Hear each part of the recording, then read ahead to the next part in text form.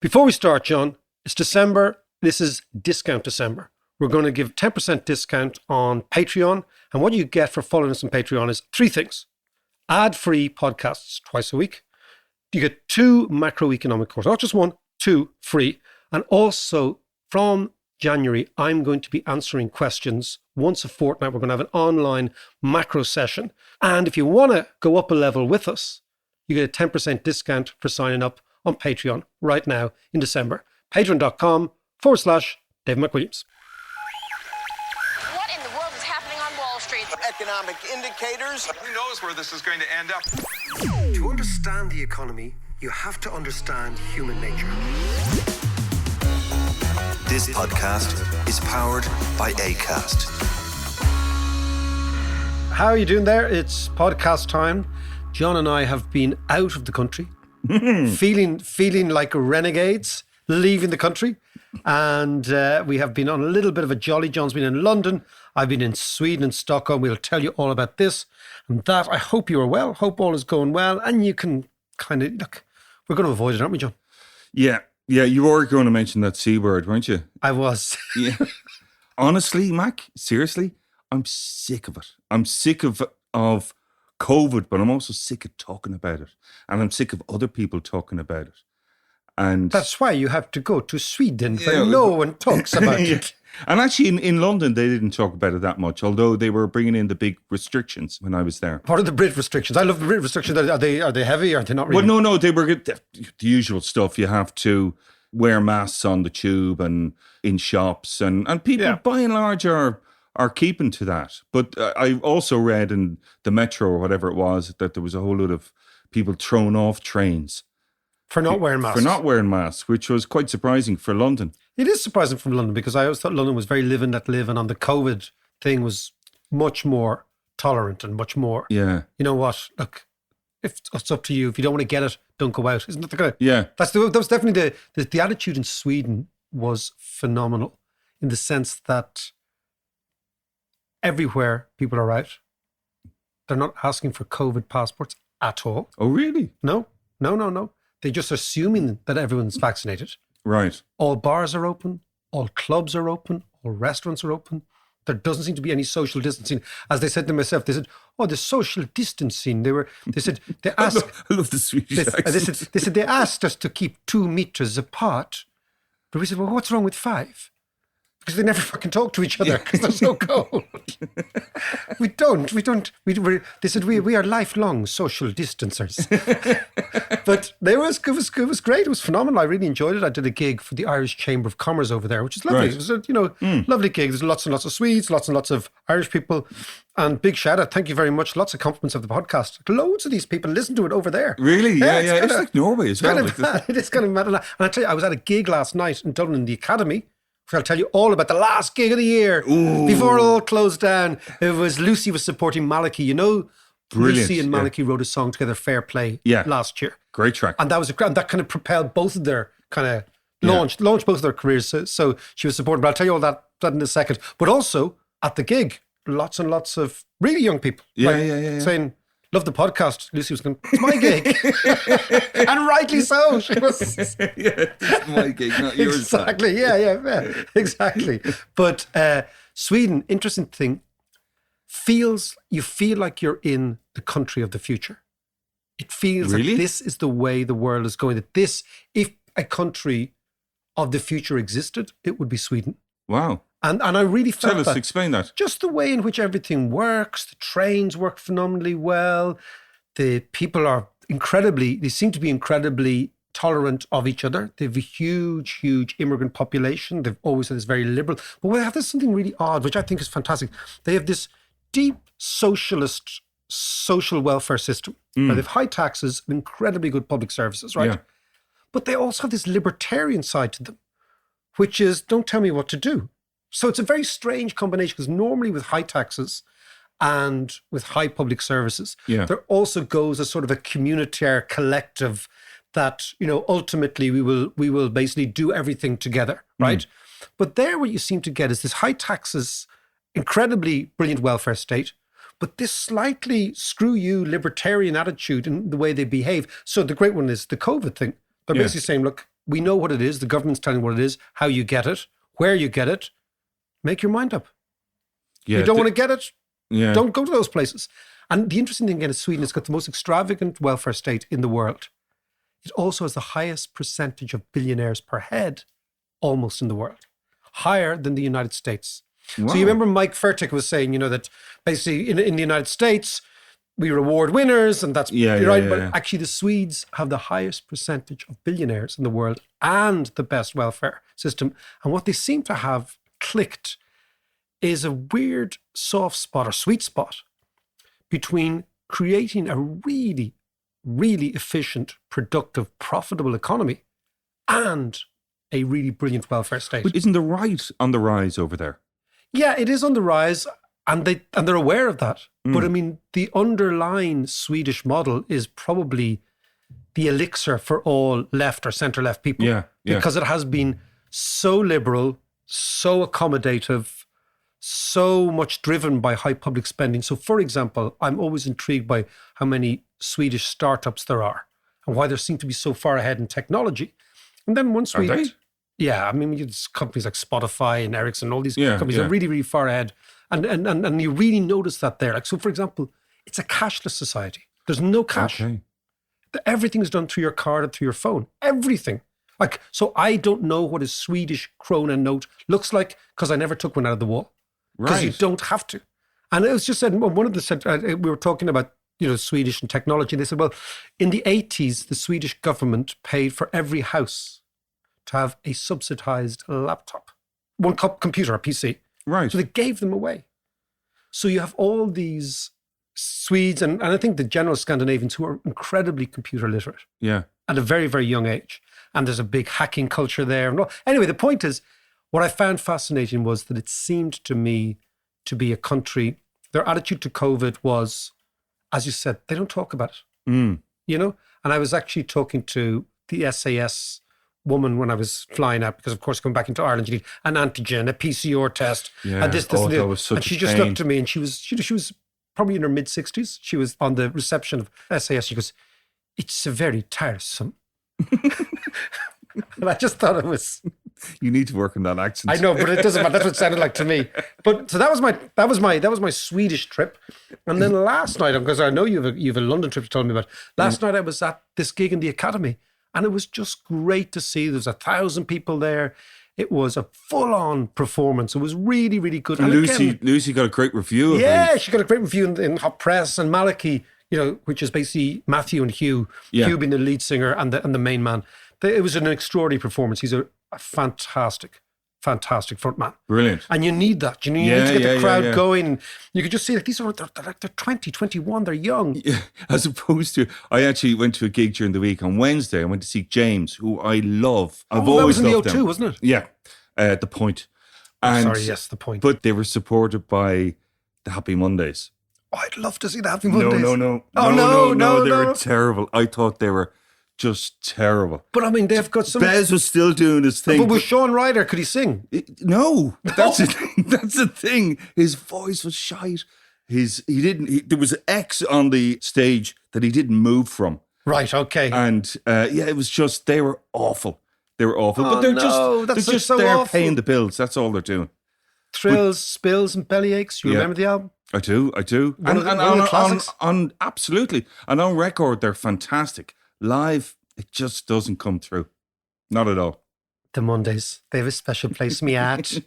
I just love them. When I first heard them, do you remember it was like the Stone Roses and the Mondays? Yeah, I think it yeah. was the summer of 88, 89. And you just thought, Yeah. this is different. Yeah. This is going somewhere that I want to go. That was, Paul Oakenfold was behind that. Yeah. And you remember when we were living in London, the raves in the countryside, you have to go into a car and follow somebody Yeah. and go in Shropshire or somewhere. Bag of yolks. Enough of that. Okay. How was your trip to London? Brilliant. Now, actually, speaking of performances, I went to see Hamilton. Myself and Emma went over, my daughter Emma, it was her 18th, so I brought her to see Hamilton, which was fantastic. And the interesting thing about Hamilton, because I knew nothing about him, but I'm sure you're going to tell me all about him, but he was the first in 1791. He was the first Secretary of the Treasury. He was the Janet Yellen in tights. That's it. Yes. And he set up the first central bank of America, which only lasted 10 years because it was voted down. Actually, do you know what, John? Will we do a podcast, this week's podcast on Hamilton? We'll do it, the economics of the first constitutional Congress of the United States. And that's what we're going to do. We're going to talk about the dollar. We're going to talk about the banking system. We're going to talk about globalization. We're going to talk about how the Americans were the most innovative power at the time. And John, what we're going to do is we're going to make the case that financial innovation as orchestrated by Hamilton was what gave the new American Republic the edge over everybody else. Because amazingly, the Americans were one of the very few colonial countries that broke away from Britain and their economy boomed afterwards. So what happened to us is we broke away from Britain and we had 70 years of nightmare stuff, right? Yeah. Right. The Americans broke away from Britain and very quickly their economy boomed. But that was because of Hamilton, wasn't it? That's what we'll talk about. Look, that's a podcast on Hamilton. The funny thing is I'm actually doing a bit of work on Hamilton at the moment. Oh, right. Excellent. For this new tome I'm working on. Okay, so a podcast on the economics of Alexander Hamilton coming up. Okay, Mac, here's a lyric from one of the tracks. So this is from the stage show. From the stage show. Okay. The $10 founding father without a father got a lot farther by working a lot harder, by being a lot smarter, by being a self-starter, and by 14, they placed him in charge of a trading charter. There you go. All of that is true, John. All of that is absolutely true. So, do you know what's funny? Sorry. tell me of the performance before we get into it. The performance was brilliant and the show is fantastic. Really pacey. Music is really good. It's an all-black cast. And that was the big reveal, wasn't it? Yeah. When it was which in is New York. really, really interesting, actually. But the performance was brilliant. The stage was great. Really enjoyable.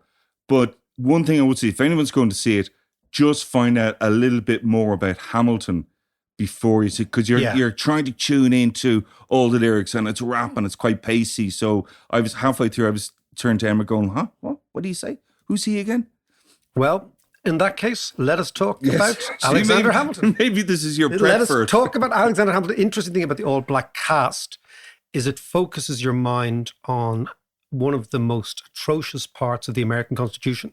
Two atrocious parts. Many, One was that Native Americans were not counted at all. Yeah. So there was a huge fight at the Constitutional Congress between the Federalists, who were Hamilton, and the Republicans, or what would become Republicans, who were many of the others, right? Yeah. And it was about who the hell is going to be represented. Are we going to do it on the statewide basis, or are we going to do it on head count?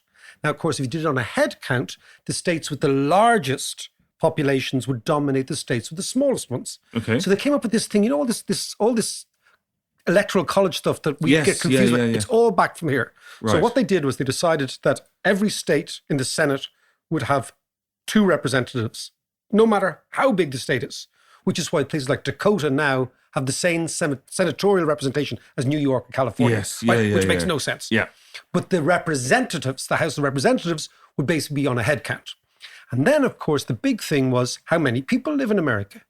And of course, at the time, there were more black people living in the South than there were white people. As we forget, there were more slaves than masters. Yeah. Right?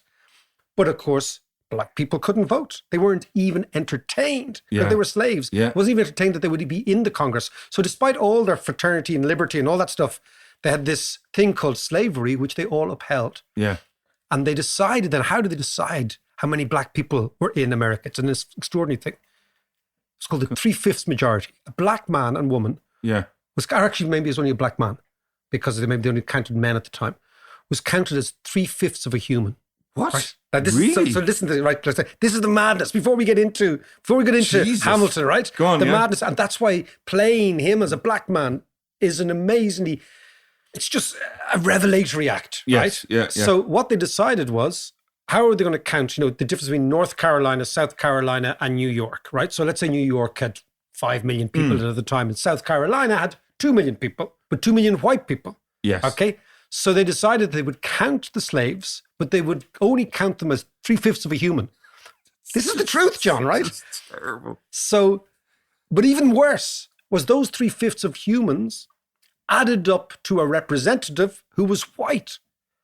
So the black people were only Right. counted as 3/5, but all together, if there was 1 million of them, Yeah. you would have had the equivalent of, let's say, 700,000 whites, and need a representative. So not only were they not representative, but they were used to actually create representative positions for racists.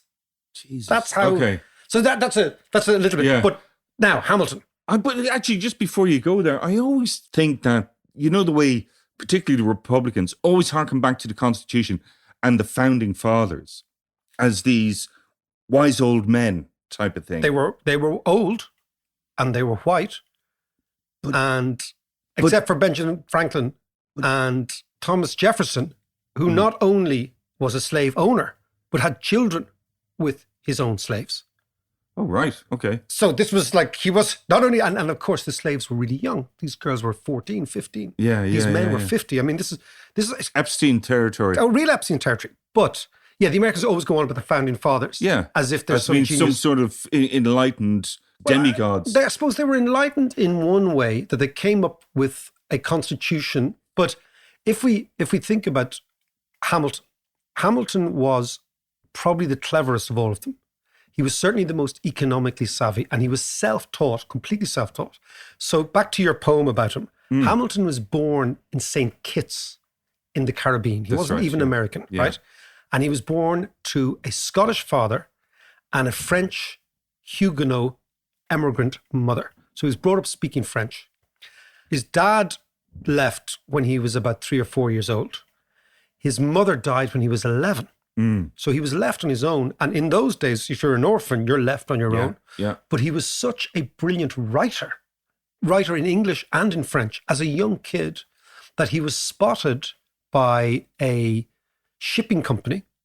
And the reason he was spotted by a shipping company is he wrote an amazing essay on a hurricane, detailing exactly where the winds were coming from, exactly how the seas were. And they thought, okay, this kid understands the world. He understands the maritime world. We're going to give him a job. So all that is true. And not only did they give him a job, he wanted to go to college in America. It was an American company. Princeton Yeah. rejected him because he wasn't posh enough. But the university that would become Columbia, right in the center of New York, accepted him. Right. And by the time he was 19, and of course, then this was all against the background of the Boston Tea Party. And the Boston Tea Party was over a thing about tax. That basically what the Brits did was they wanted to sell their very cheap tea from India to America, right? And the Americans said, no, hold on a second. We're not huge tea drinkers. But the Brits said, no, you have to drink it, right? But what do you mean? And they- You're not huge tea drinkers. well, it's not Everybody really- likes a cup yeah, of tea. No, but and then we were going to tax it. We're going to tax it. The Yeah. Americans said we won't pay tax. So they ended up throwing all the tea in Boston Harbor, right? Yeah. But around that time, many young men, 19, 20-year-old men, were involving themselves in this anti-British, anti-colonial struggle. And Hamilton was an incredibly brilliant writer. And he was like a student activist, Yeah, right? yeah. And he was spotted by George Washington.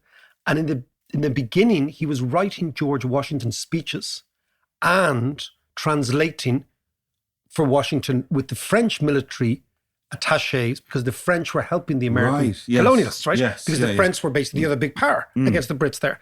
And he himself asked Washington, could he try his hand at being a soldier? So he was a pushy young fella. Right. And Washington said, yeah. And he gave him the charge over a brigade of New York colonists. Yeah.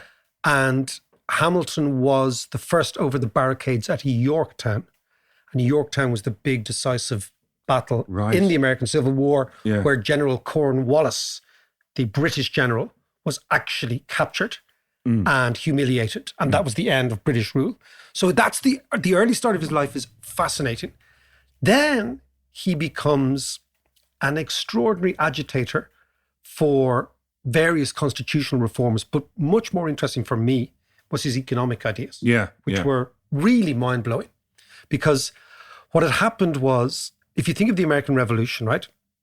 The American Revolution, when they started the colonial militia, Yeah. they had no money because they had no gold or silver, Yeah. right? And interestingly, America had no gold or silver at the time, even though they would later discover huge amounts of gold in the gold rush. But that was 100 years later, Yes, right? yeah. And they hadn't even gone out west at this stage, right? So the Americans had no gold or silver. They actually used the Spanish dollar for many, but they called it a dollar, but it was actually called a real, but they didn't want to call it a real because it sounded too Spanish. So they decided to call it a dollar. It's another story we can talk about in a second. Right. But what they did was they had no money to fight the war. Nobody would lend them money because people would have thought in financial markets, particularly in Holland at the time, who were lent to anybody, right? Because remember, we were talking the Dutch were. They thought, who's going to win this? Britain is the big colonial power. Britain has all the supply lines. Britain has all the trade. Britain has London. Britain has the redcoats. It's got an army that hadn't been defeated really anywhere. Yeah. These are this bunch of farmers and, whoever. These are this bunch of Americans. Yeah. And most people thought... all immigrants. And most people thought, and they're kind of Brits anyway. Yes. Because, it's kind of an inter-British row in the northeast or the east of the United States. Anyway, the long and the short is they won, but nobody would lend them any money. So they printed IOUs, which were to be recouped after the war, called the Continentals. That's right, yes. Couldn't give a continental. That's where the expression... Yeah. And of course, what happened was the war was prolonged. They didn't have any money. They had to keep printing these things to pay the soldiers, and they experienced hyperinflation. So Hamilton is watching all this and saying to himself, okay, when we win this war, or if we win this war, what we're going to have is we're going to have a totally different economy. So they had a war economy to fight the Brits. But then Hamilton said, okay, the most important thing when we're done with this is we have to create a stable economy where we have a stable currency, where we have a stable banking system, where we have a stable economy, and where the people, then the citizens, will say, okay, that was a revolution worth fighting. Because Hamilton's big fear was that the hyperinflation that they saw in the 1780s would endure into the 1790s. And after a while, Americans would say, well, what was the point of that revolution?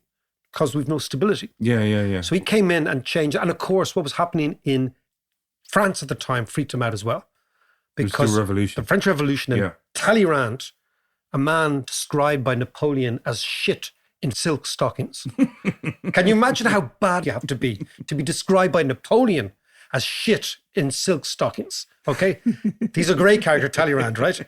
He was overseeing hyperinflation in France. Yeah. He was also a Freemason bishop who fathered maybe a dozen children. Yeah, there's par for the course. That's the man. Yeah. The man Talleyrand, right? So Hamilton was looking at that and he came in and he said, okay, but there was a big, big battle going on between the Americans because some Americans, like Jefferson, like Sam Adams, and like Madison, who had written with Hamilton a thing called the Federalist Papers, which are the basis of the American Constitution, regarded America's future as this sort of Arcadian, rural, uncompromised by commerce, and they believed in the power should be held in the state as opposed to the country. Yeah, and Hamilton thought, no, and this is the big intellectual split between them. Yeah. Hamilton thought, no, look, we need to raise taxes. We need to actually have a standing army. We have enemies all over the world still. Yeah. We need a standing army. We need a strong federal executive in order for the strong federal executive to run the country. So you have, and you see this now with, I mean, this is basically the deep division in the United States. It's kind of reverting back to that same schism, isn't it? Yeah, when you have in between Democrats and Republicans. And the crazy thing is that the Republicans were always this idea that the states, the individual states, should be more powerful. Yeah. And then the Federalists, that was Hamilton's crowd, wanted each state to be subservient to the United States executive power, the federal government. And how he did this was interesting. He deployed money as his weapon to centralize the United States. How do you mean? So basically he said, okay, what we're going to have to do is, first of all, we need a currency for this new country. So what's the currency going to be, right? We've just had hyperinflation, so we need a strong currency that people can believe in. But we don't have a currency and we don't have any silver and gold to mint. So we're dependent on getting silver and gold from other people if we're going to have a silver-based currency. Right. The only currency at the time that was being produced in huge quantities was the Spanish real, right? Because Spain took over, well, didn't take over, it was hardly, didn't go in and say, how are you doing, lads? We're just going to come in for a crack. The Spaniards invaded and conquered Mexico, which is full of silver mines, and Peru, which is full of gold mines. Yeah. So the currencies that were mainly in circulation in America at the time were Spanish, right? And the currencies that were the silver that was in circulation mainly in Europe at the time was called the taler, which we'll come back to in a second, right? And Hamilton said, okay, well, we need a strong currency. So when they decided to have the dollar, they tied the dollar to the Spanish real, but they called it the Spanish dollar. And this had been in circulation in the United States because the vast majority of the trade they were experiencing within the continent of the United States was with Latin America. Right, so okay. Mexican coins and Peruvian coins were in circulation. Yeah. So what the Americans did, and Hamilton said, we need a mint. But they couldn't produce new coins. So they just basically took the old coins, smelted them down, and re-stamped them as Oh, American right, coins, okay. right? So that was the first thing. That's the first dollar, right? Now, the name the dollar is interesting because... Is that legal? Is something Anything's legal illegal if you got your own country. Yeah, I know, but you're taking somebody else's currency and So basically that's... debasing it. But they couldn't... Well, so then they decided, okay, let's weigh all the silver content in the Spanish real and let's make sure it's exactly the same. And it came out at a bizarre, this is really deep, nerdy stuff, 471 and a half grains of silver in every coin. So that is what the American dollar was. 471 and a half grains of silver How in big every was the coin. grain? That now. I got me, Go on, I got me get scales more over nerdy. here for other stuff, you know what I mean? But so Hamilton was orchestrating all this. And then he said, okay, we have a dollar. Now, the reason they call it the dollar is interesting. Yeah, go on. So the expression the dollar comes from the German expression Taler. And a thal means a valley in German. And the valley they were... Geographical value. Yeah, like a thal. Right. So that's what it is. That's the word. Right. A thal is what the Germans call a valley. And this comes from a place called Joachimsthal, which was now in Bohemia in the Czech Republic, Right. where in the 16th century, a huge silver mine was discovered. And almost all the currency in circulation in Europe, the silver, came from that Joachimthal. Right. But they couldn't call it Joachimthal because it was too much. So they just Yeah. called it Thal. Then they became Taler and a Thaler, okay, in Germany. And that Yeah. was the silver coin of Germany. And the Americans decided that Thaler sounds less Spanish. Now, why were they against the Spaniards? Because the Americans were actually Brits in the first place. Yes. So their mortal enemy was the Of course. Brits. Yeah. So circulating in America was this thing called the Spanish dollar, even though the Spanish never referred to it, because the Yanks, although they used the Spanish money, couldn't refer to it as Yeah. Spanish money, because that would give the Spanish a bit of preeminence. Right. Okay. Right? So they called it the dollar. Right? And that's the first thing he did. Second thing he does is, and all the while he's writing these things called the Federalist Papers, because what happens was, so the American had the second constitutional convention. They said, okay, well, we're going to have this thing and we're going to have the Senate and it's going to have 2 members from every state and then we're going to have some referendums. But then they had to go and get this ratified by all the states, right? The 13 breakaway states, as the Brits would call them. And Hamilton got to work as, again, he was a brilliant writer. So he got to work in trying to convince people through pamphlets, because the pamphlets were the most Yeah. important. Yeah. They were like the Twitter of the day, right? Yeah, yeah. They were, This was a big part of the. Oh, was it a big part of the show? Yeah, is yeah, it? yeah. How brilliant a writer he was. Yeah. and how he won. Hamilton actually comes across as being a real arrogant twat. Does he? Yes, he does. Yeah, and also incredibly condescending. You know, because he was such a great writer And an orator. yeah. And he was clever. Yes, And he also, and this but he knew it. That was the thing. Yeah, but also what I quite like about it, because he was born poor, and the vast majority of the American revolutionaries were born rich, right? Right. Okay, 'cause they were middle class people, Yeah. right? He had this real battle that they never accepted him on their terms, so he had to humiliate them. Yeah. You know, basically say, I've actually got it all going on, and you don't. Yeah. So there's a bit of that going on Bit of too. a Trump about him. Oh, please, John. So the amazing thing then, is Hamilton writes the Federal Papers with a guy called Madison, Yeah. James Madison, right? Yeah. The Federalist Papers were basically the blueprint for the American Constitution.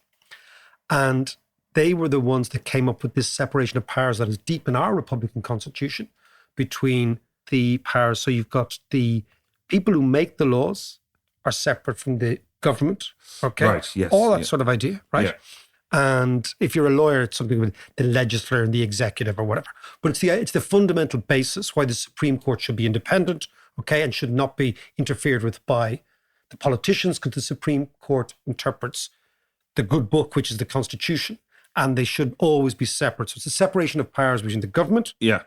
and the court. So Yeah. this is all Hamilton's ideas. Like one guy, which is really quite phenomenal. What was Washington's role in all this? I know Washington supported him in his idea for the central bank, but Washington was a politician. I think what happened to Hamilton was more, as you said, of a thinker and a writer and an orator and kind of an intellectual. Washington was always playing the angles because he was a politician, Right, okay. you know. But there's a great thing called the Whiskey Revolution. Was that in the play? was it? Okay, so I'll tell you. So there's this big battle going on amongst. It's a bit like everybody, you know. You win the Civil War, you win the war, and then you realize you've nothing in common with the other lads. Yeah. Right? So they all splinter, right? But the big thing is, again, is between the Federalists and the Republicans. And this is the big battle ongoing in the United States. So our friend Hamilton is faced with one thing that he thinks is a great opportunity, because he's trying to get all this stuff done, right? The central bank and all this stuff. But he needs the federal state to impose their will on the militias. And he sees his opportunity in the Whiskey Rebellion of 1792. So in Pennsylvania, in rural Pennsylvania, the local people had their own moonshine. So everyone had a little pot still making their own whiskey. And Hamilton said, okay, we're going to tax whiskey, right? Because we need to create a tax system in order to have the income to actually build the federal republic. And of course, the fellas making whiskey said, yeah. Exactly. That's exactly what they said.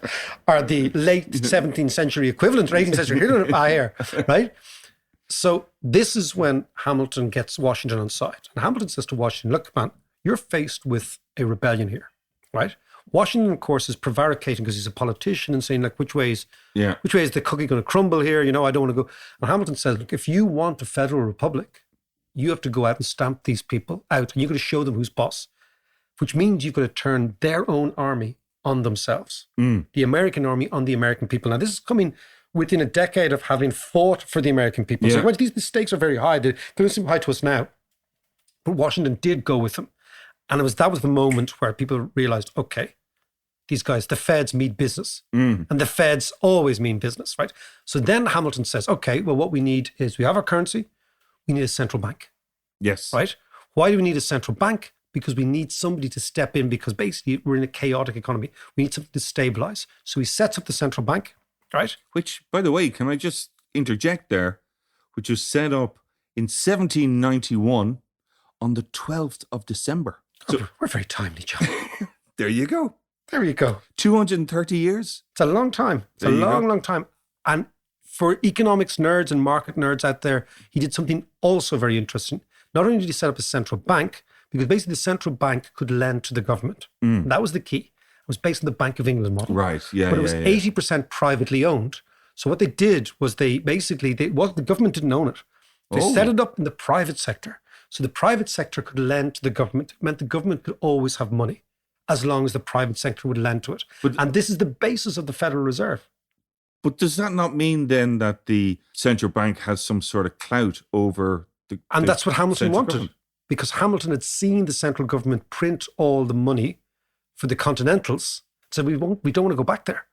So we don't want these guys going printing the money. Right. So we're going to have a hard currency based on these 400 and odd grams of silver. Yeah. The Americans never printed money again for about another 100 years. That's the amazing thing, right?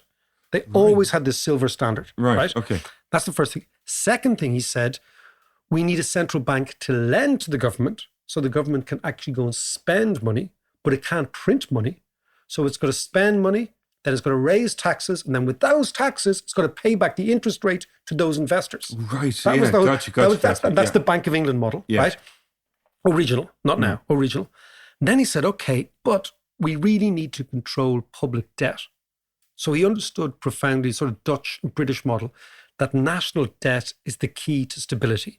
If your national debt is stable, you can borrow from abroad, the government has a stable source of income, investors trust you, your citizens trust you, and ultimately what you have is the core of a vibrant economic system. Right. Yeah. And he said, how we're going to do this is we're going to set up a sinking fund and we're going to stabilize the national debt. What's a sinking fund? So basically what we're going to say to the National Bank is you're going to make profits every year, Yeah. but a little bit of that profit you're going to set aside like a rainy day fund. Right. Okay. And we're going to pay down the national debt.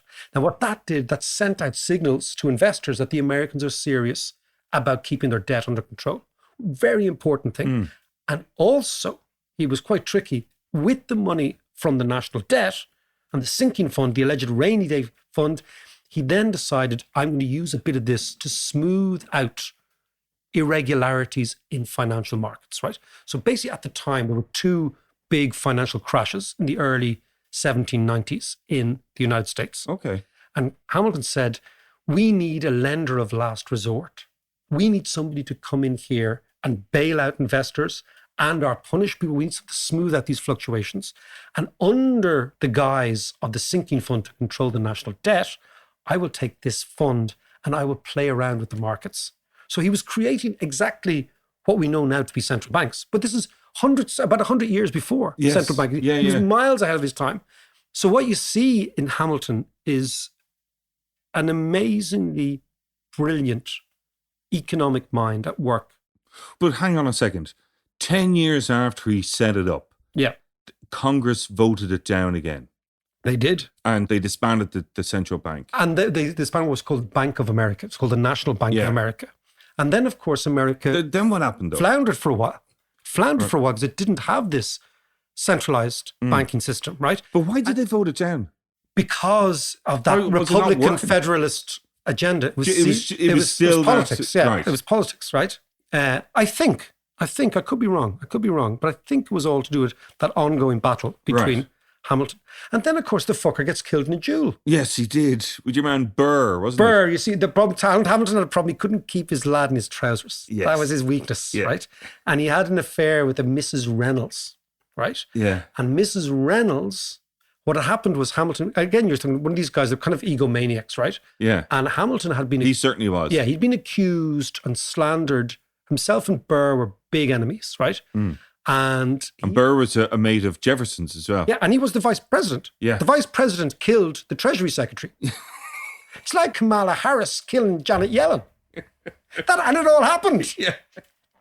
It all happened. If you like Leo Varadkar having a pop at Pascal. Yeah, having a duel with Pascal and killing him. Like, it's all mad, you know? I mean, the big thing about American history, it's really, it's That's it's mad, phenomenal, yeah. right? So they were these two were slagging each other off, right?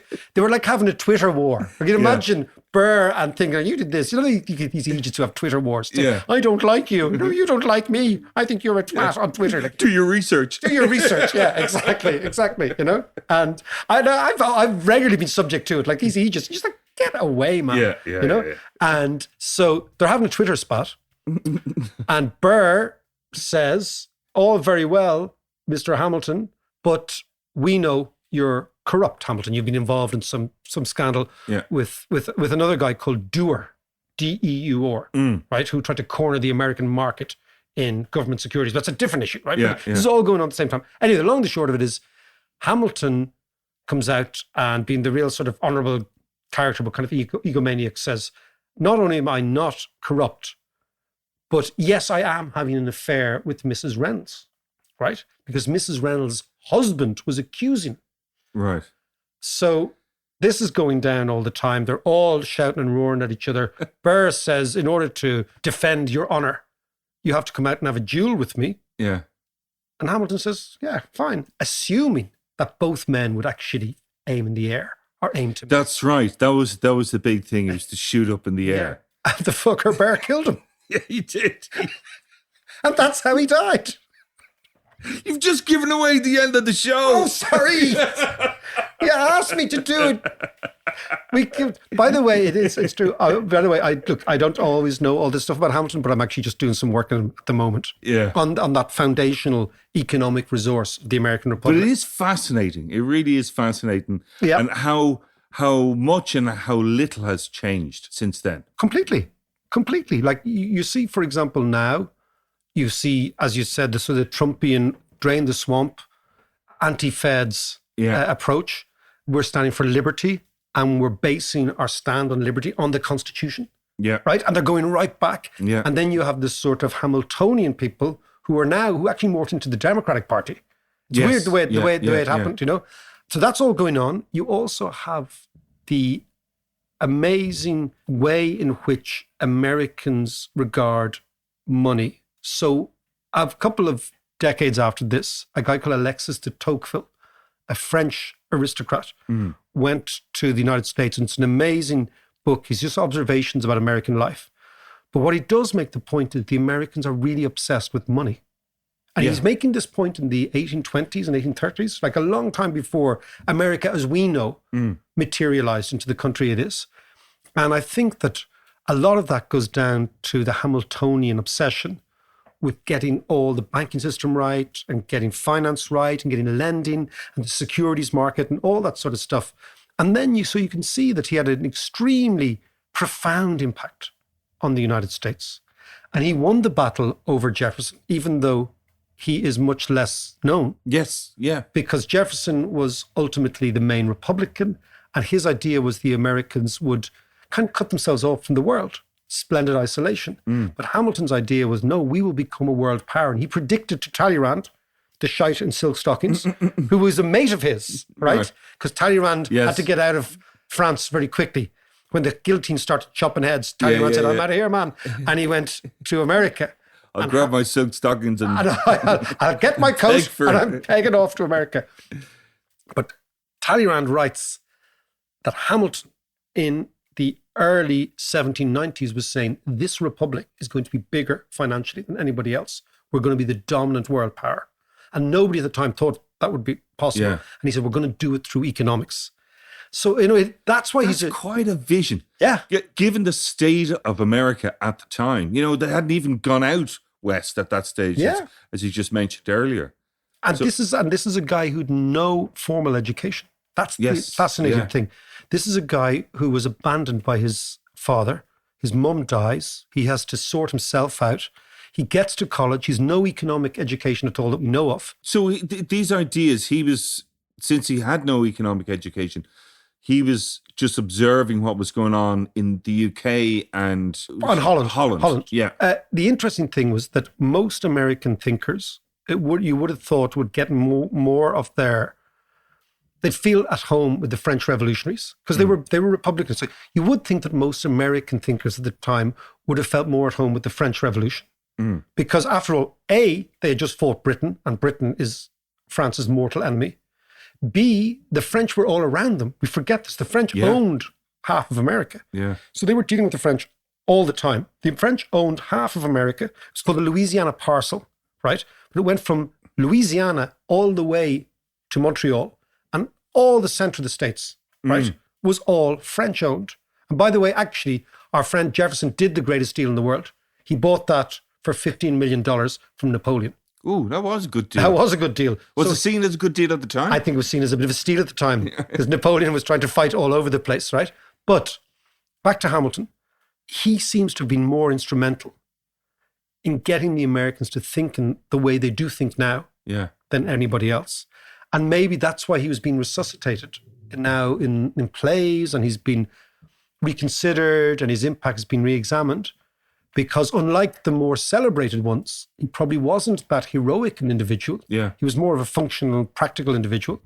But the story is fascinating. And thank you, John, for coming in this afternoon and giving me the opportunity to spiel out about there Hamilton. you go. There Ta-da! Ta-da! We'll see you next week. John, it's Crimbo. Tis. Here's the sales pitch.